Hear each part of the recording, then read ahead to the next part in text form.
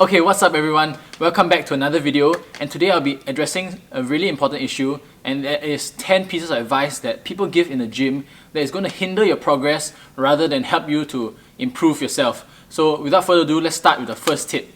The first piece of advice is the conventional advice for a triceps extension, and we're going to hop over to the gym to explain this one. Okay, so the conventional advice for tricep push down. Alright, they always say, pull the rope like this, keep your elbows tucked into your side and keep it locked like this. And then from here, you're going to pull straight down and squeeze. So as you can see, my triceps are activating. So it seems like there's no problem with this exercise, right? But you see, when you follow this advice, when you keep your elbows locked like this, what you're doing is you're actually putting a very intense stretch on your tricep, and especially over here, when you lock in like this. And then if you really load this weight up a lot, you're going to actually start to have a lot of tricep tendinitis problems, elbow problems, if you just do like this. And the problem with this movement is that you're keeping everything locked in and tight like this. The problem with this is that when your arms don't actually move in a straight line like this. So I mean, if you see the natural motion of the arm, you can see that it goes in and up, okay? But when you're holding the tricep, when you're holding the ropes like this, you're not letting it go through the natural motion. So the best way to do it and prevent yourself from injury, which will prevent yourself from good progress, is to actually lean forward and allow your arms to go in its natural motion. So follow the arc like this, out and come back. So don't try to think of it as a straight line from here to here, but allow your arms to go in a natural arc like this. And you still can get that same good squeeze and keeping your elbows nice and healthy. So the next piece of advice that's going to mess you up is the conventional advice for squats. If you guys have been to one of those group classes, you'll always hear this advice for the squats. Okay, when you do your squats, you want to point your toes and your knees forward, and you want to sit back like you're trying to sit down on a chair. So let me just show you how that's going to look like if you do exactly that. Oh my goodness. So as you guys can see, there's so many things wrong with that, okay? So everyone's built differently, and honestly, if you're having your knees forward, is a good thing if you have the required ankle mobility, okay, which will allow your knees to go forward and without having you to lean forward. But if you don't have that ankle mobility, the problem is that you're going to have to lean forward a lot to try to balance, because you're trying to shift your hips back. Okay, so ignore that cue. Okay, everyone's built differently, like I said. So let's say if your hip sockets are kind of, pointed more to the side, you're going to need to have a wider stance and have your knees pointing to an angle like 45 degrees. So for me, I just think that you just squat in whatever position that's most comfortable for you, and for me it will look something like this here, nice and wide, because I don't have a lot of ankle mobility. I'm going to squat down like this. And you see, this position allows me to keep my torso much more upright than the other position where my knees are forward, and oh my goodness, I don't even know what's happening right here. Yeah. So really just find out what's best for you and don't listen to that cue. Now the third piece of advice commonly given is that you have to focus on the big three lifts, which is the bench, deadlift and squats. And while there is a lot of merit to doing all these exercises, I really feel that there's too much emphasis on this. Every time I go to a gym, a public gym, a private gym, I just see people focusing so much of their energy and time on these three lifts and not doing enough of the accessory lifts or any other exercises for that matter. And the problem comes especially when I see a beginner first coming to the gym and either their friends or their trainers straight away throwing them into one of these lifts like the bench press or the deadlift. You see, for me, if I were to train someone from scratch, I will not even let them go anywhere near a barbell for the first few weeks of the training, and usually I will induct them with basic mind muscle connection exercises and stick to a lot of good machines for that matter. By starting with these as a foundation, it will help to progress these three lifts much faster and prevent yourself from forming any bad habits if you start with these three lifts first. Besides that, if you're not into powerlifting, to me, there's really no point in mastering these three exercises because there are so many better exercises for achieving other goals like muscle building, or if you're just trying to tone the muscles. These exercises are really mainly for powerlifters, and I prescribe a dumbbell press over a bench press for the average person anytime. The next piece of advice is linked quite closely to the previous one, and that is people will often tell you to put your compound exercises at the very start of your workout and do your isolation exercise later on. You see, there is some merit to that. If you're trying to get stronger and if you're trying to focus on improving the technique for these exercises, definitely you want to be putting these exercises at the start, or your compound lifts. But you see, most people have goals other than just strength.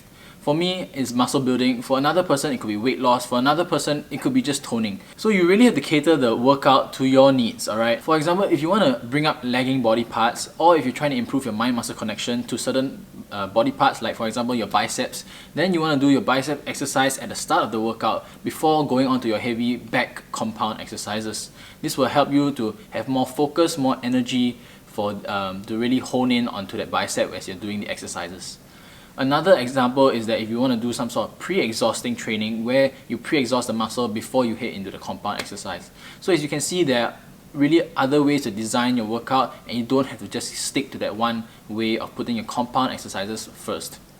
The next piece of advice that people will give you is that the stronger you get, the bigger you'll get. And you must really realize that strength is just one part of the whole equation. You see, in the equation there are also other things like intensity, time under tension, and volume. If you really focus solely on strength itself, you're going to be definitely neglecting the rest, because for example, if you're just going to do sets of 5x5 for your bench press, you're really not going to get in that enough meaningful volume for your chest to grow. Also, if you really focus on, let's say you're doing 4 reps of a heavy bicep curl, right, you're going to be so exhausted from that that you can't do a lot of other things for your biceps later on. So you want to really focus on each of these elements rather than just really thinking about strength. Okay, the next piece of advice really gets me, and to be honest, it's actually something that I listened to and I actually didn't really benefit from it, and that is that jogging is the best way to lose weight. Okay, I'm going to give credit where it's due. Jogging is a really great exercise, both in terms of the way it's efficient, you can lose weight really fast, it's good for your cardiovascular health, and it's also quite time efficient because you need to jog for maybe 30 minutes compared to other exercises where you need to spend more time exercising. So that's where it's good. But the list is really long for why jogging is not the best. Okay, so firstly, jogging, it really takes a toll on your joints. Okay, I don't think I know anyone who consistently jogs and doesn't feel any knee pain. Okay. On top of that, a lot of people when they jog, they're not jogging with the right form. I see this all the time. They're either maybe their feet are like pronating, you know, or they're really not swinging their arms correctly, or they're just being too tense when they run. And all these things are actually going to create a problem for you, and they're going to set you up for injury. And when you get injured, you have to rest from exercise for a long time, and then you're just going to get, you know, unfit and fat as well. So that's really not what you want to do. I think another important thing to realize is that when you're doing high intensity cardiovascular exercises for like a relatively long period of time, like jogging, you're going to actually start to burn your muscle over as you do the exercise. Of course, your muscle is not going to magically just disappear when you jog, but the thing is, if you're combining that with a poor nutrition, like not enough protein intake, not enough carbs intake, then you're actually really going to start to see that your muscle mass is going to go down when you jog. You see, there's really so many other options when it comes to weight loss. Okay, you don't have to stick to just jogging. You can do high intensity interval training if you like workouts that are really short but challenging, and I've made a few of these videos and you can check it out in the link above. Or you can just do simple exercises like a simple walk in the park, really, that will help you in weight loss. Or if you want something a bit more challenging, you can use a treadmill to do an incline walk, and I usually do this for 45 to 1 hour on about maximum incline at a speed of 3.5 to 4.5 km per hour. Or you can just be on a stationary bike, which is an exercise that I've been doing for almost every day for the past 2 months, and then you can do that and just make sure that your heart rate stays at around 60 to 65% of your maximum heart rate. Okay, the next piece of advice is to avoid protein powders, because this stuff is only for crazy bodybuilders or only for men. And I think you should really throw the idea out the window, because you see, protein powders, they're just products made from milk, and really they're just there to supplement your total daily protein intake.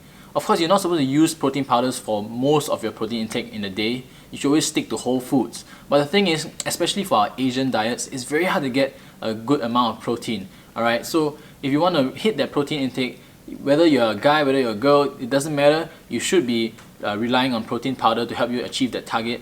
If not, you're just going to waste your time in your exercises.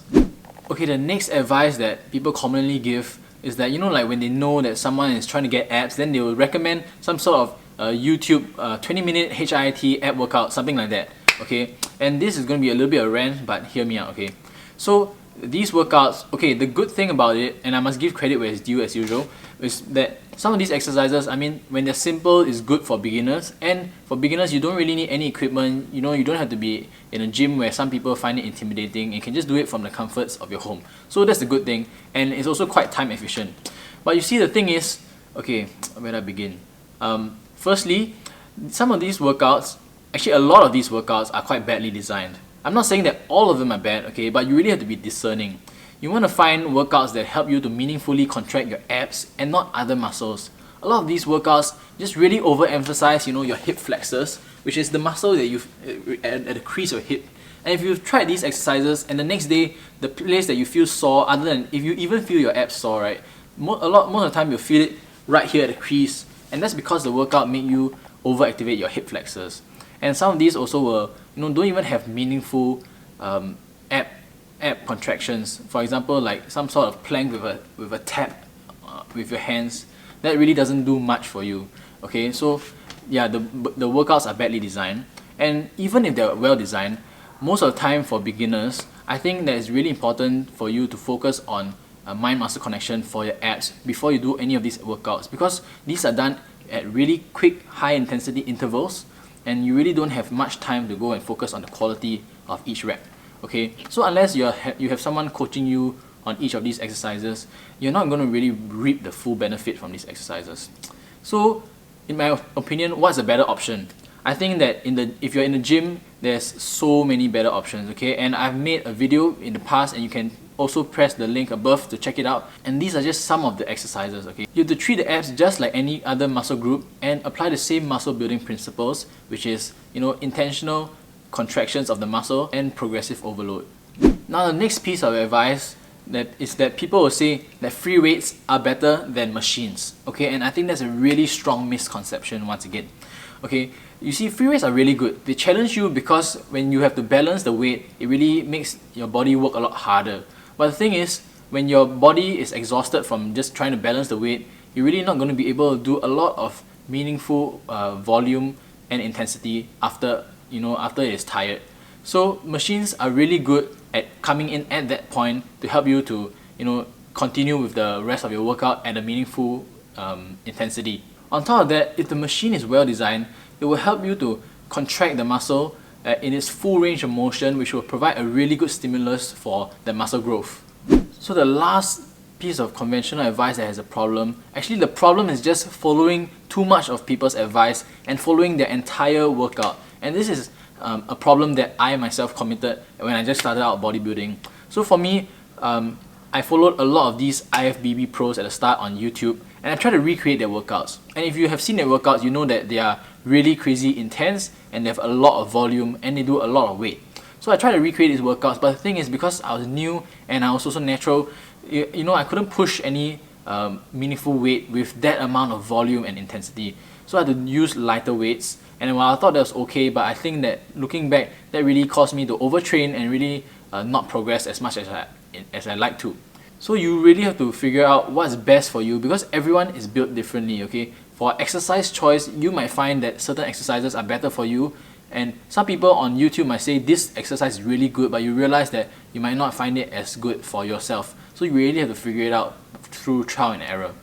Okay guys, so that's it for today's video, and I hope that after you've heard all these things, maybe you try to reflect on it and try to change some of these things that you might be doing. And I think that this will really help you to progress in your fitness journey much faster. Alright, so if you enjoyed this video, please give it a like and consider subscribing to this channel, and hopefully I'll see you in the next video. See you guys.